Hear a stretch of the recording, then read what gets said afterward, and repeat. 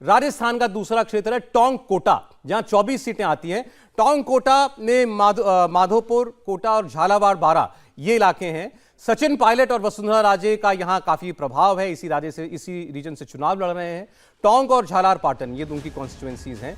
टोंक कोटा की 24 सीटों पर क्या होने जा रहा है, एग्जिट पोल आपके सामने रख देते हैं। यहां की 24 सीटों का एग्जिट पोल, तो यहां आप देखेंगे यहां भी कांग्रेस पार्टी बड़ी पार्टी बनकर उभरती दिख रही है। 12 सीटों पर कांग्रेस और 10 सीटों पर भारतीय जनता पार्टी जीत सकती है, अन्य को मिल सकती हैं 2 सीटें।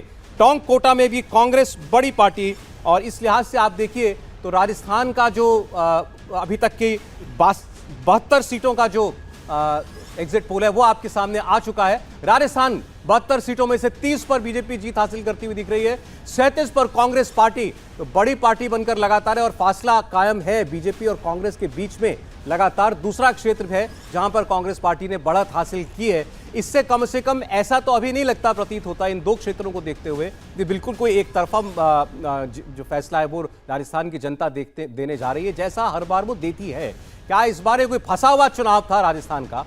आगे हम और बात करेंगे, लेकिन पहले इन 2 क्षेत्रों पर मैं अजय आलोक साहब की राय ले रहा हूं। अजय जी, फंस गया क्या राजस्थान का चुनाव?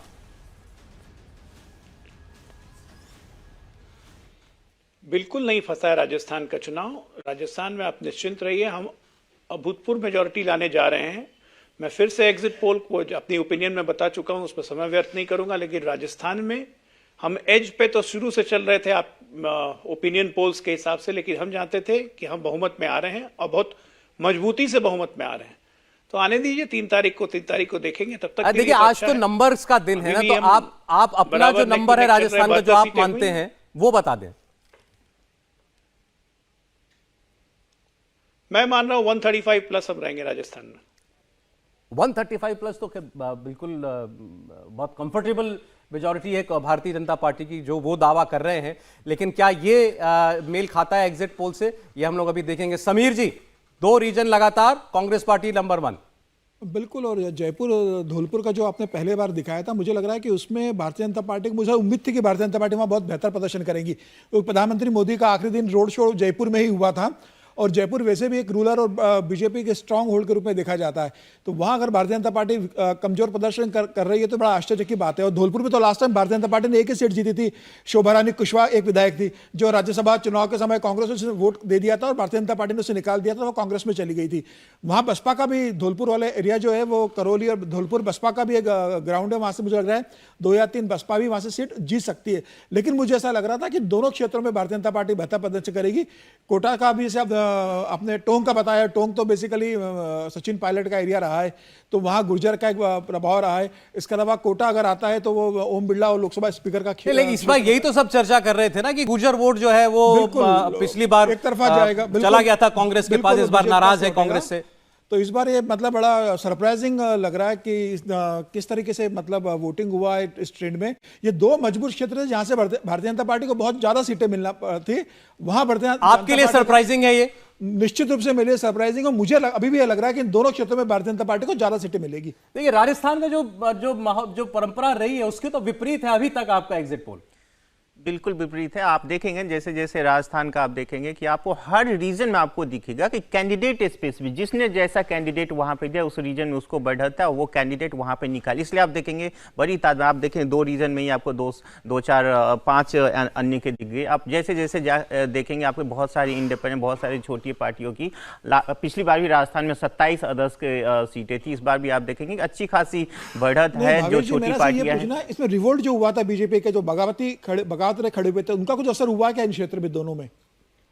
देखिए अब वो कोई बड़ा मुद्दा नहीं है। बड़ा मुद्दा ये है आज की डेट में, जो हालांकि मैं पूरी फाइनल फिगर नहीं बता रहा हूँ, अभी फाइनल चीजें कुछ उस पर डिस्कस नहीं करे, पर एक चीजें जो है बीजेपी ने कोई एक बड़ा मुद्दा क्रिएट नहीं कर पाया जो एक दिखे कि बीजेपी के फेवर में उस तरह का माहौल। देखिए जब बीजेपी वहां पे आते, जैसे हम सभी लोग कहते हैं बीजेपी जब भी राजस्थान में चुनाव जीतती है तो वो 150, 60, 140 के आसपास लेके आती है, लेकिन वो दिख जाता है कि आप 150 सीटें लेके आ रहे हो। इस बार आपको वो चीजें, वो मुद्दा, वो जो एक तरह का कैंपेन था वो दिख नहीं रहा था। उस तरह आप देखेंगे बीजेपी जिस तरह उन्होंने स्टार्ट बहुत अच्छा किया था कि उन्होंने कैंडिडेट सिलेक्शन किया, वसुंधरा को आगे नहीं किया, लेकिन बाद में आप देखेंगे कि पुनर्मुस्को बाबा उन्होंने वसुंधरा को फिर उनके नाम से उनके जो फॉलोअर्स थे उनको टिकट दे दिया, जिसके वजह से जो एक टाइट फाइट दिख रही है अभी तक, जितनी भी आपको दिखे टाइट फाइट या कहीं भी कांग्रेस आगे देख रहे, वो एक बहुत बड़ी वजह है कि कैंडिडेट सिलेक्शन में बीजेपी ने बहुत बड़ी ब्लंडर की है।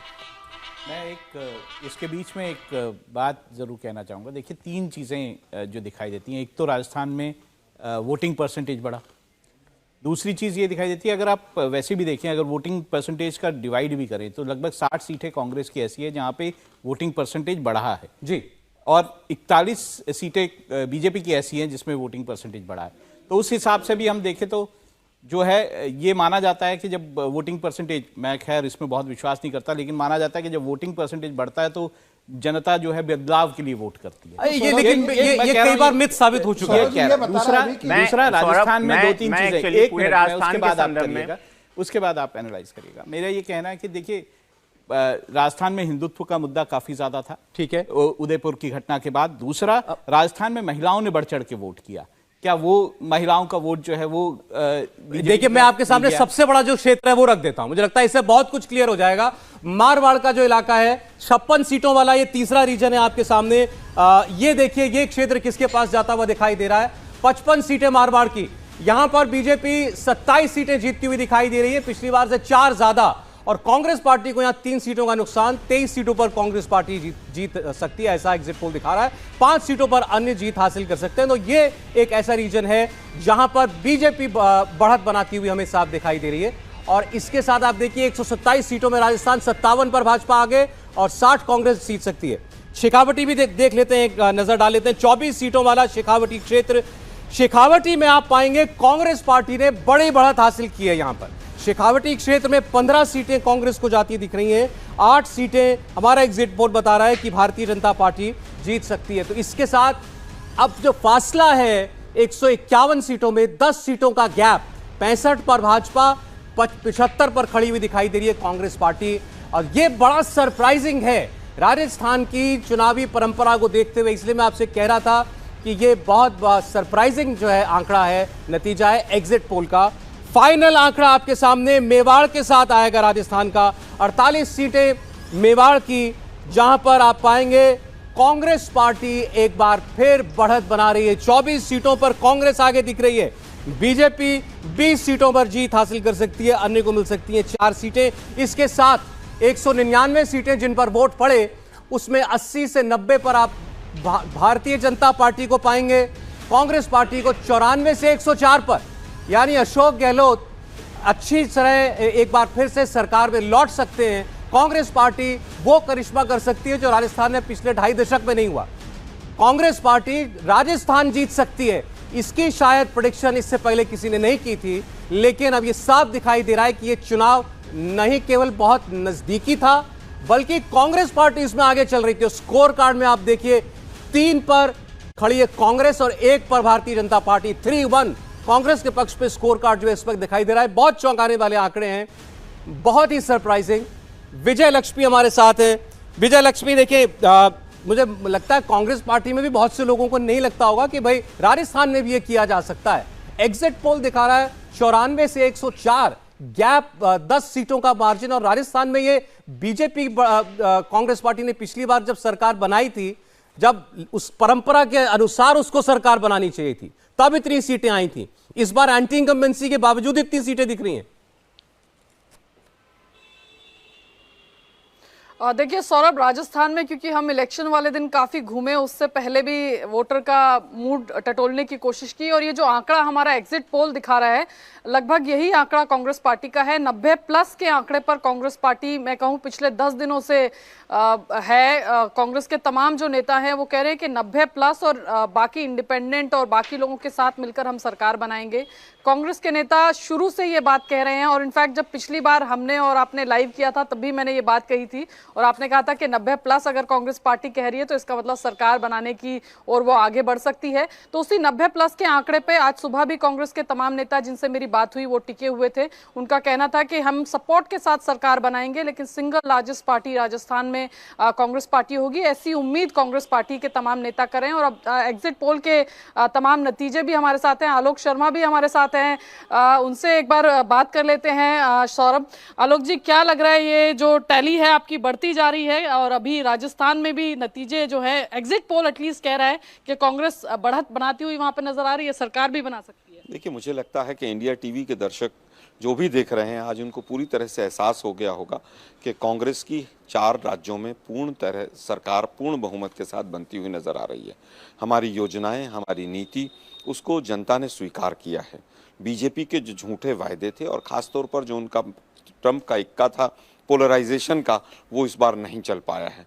मोदी जी ने पूरी ताकत लगाई कि हर जगह मेरा ही चेहरा है, लेकिन आज जिस तरह के एग्जिट पोल आ रहे हैं और जीत कांग्रेस पार्टी की अगर जीत गई और यही नतीजे, ठीक है विजय लक्ष्मी, देखिए नतीजों जैसा आपने कहा कि 90+ कांग्रेस पार्टी मानती थी कि राजस्थान में वो उसका फिगर कहीं ना कहीं ठहरेगा, और यहाँ 94 से 104 हमारा एग्जिट पोल बता रहा है। देवेंद्र पराशर भी हमारे साथ है। बीजेपी के लिए बहुत बड़ा सेटबैक होगा अगर राजस्थान में वो इस बार सरकार बनाने में कामयाब नहीं होती है। देखिए एग्जिट पोल में कांग्रेस बढ़त में दिखाई दे रही है।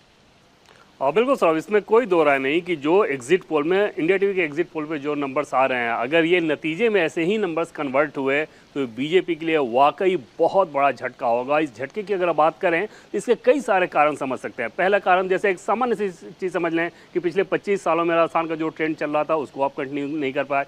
दूसरी चीज़ की राजस्थान बीजेपी का जो संगठन है, मध्य प्रदेश और राजस्थान, इन दोनों राज्यों की अगर आप बात करें तो देश में बीजेपी का संगठन जिन जिन राज्यों में है, सभी राज्यों में है, उनमें से जो बेस्ट राज्य कह सकते हैं उसमें मध्य प्रदेश और राजस्थान आते हैं। यहाँ तक कि गुजरात से ज़्यादा बेहतर संगठन राजस्थान का माना जाता है बीजेपी का, और वहाँ पर आपकी हार हो रही है। तीसरी चीज़ कि अगर 6 महीने पहले आप किसी से पूछें तो आपको एक सामान्य सा परसेप्शन राजस्थान में समझ में आता था कि बीजेपी की यहाँ सरकार बनेगी, 150 से ज़्यादा सीटें आएंगी। लेकिन पिछले 6 महीनों में पार्टी ने एक तरह से बहुत सारी गलतियाँ की, और सबसे बड़ी गलती ये थी कि वसुंधरा राजे को लेकर एक अनिर्णय की स्थिति।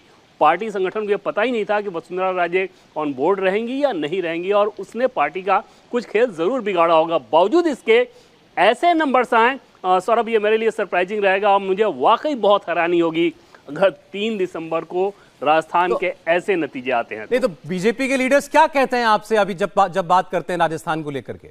नंबर्स बहुत निश्चिंत रहते हैं, और इसमें कोई दो राय नहीं कि वो नंबर्स को लेकर ज्यादा बात करते हैं कि हमारे कितने नंबर्स आएंगे। हालांकि संगठन में कुछ लोगों ने ये इशारा करना शुरू किया था टिकट डिस्ट्रीब्यूशन के बाद कि हो सकता है कि 105-7 पे ही हम सिमट जाएं, क्योंकि 8-10 खराब सीटें चली गई है। लेकिन सौरभ, कोई भी ऐसा चुनाव नहीं होगा किसी भी पार्टी का जिस चुनाव में कुछ सीटें खराब नहीं जाती हो, तो वो कोई बहुत बड़ा फैक्टर नहीं रहता है। ये कहना है कि हाँ इसमें कैंडिडेट सिलेक्शन बहुत गलत हो गया, हर एक चुनाव को अगर आप उठा कर देखेंगे तो आपको कुछ सीटें ऐसी लगेगी कि हाँ इसमें तो खराब कैंडिडेट को पार्टी ने दे दिया। लेकिन मोटे तौर पर पार्टी का नंबर्स का जो आकलन है राजस्थान को लेकर, वो बहुत कंफर्टेबल वाला है।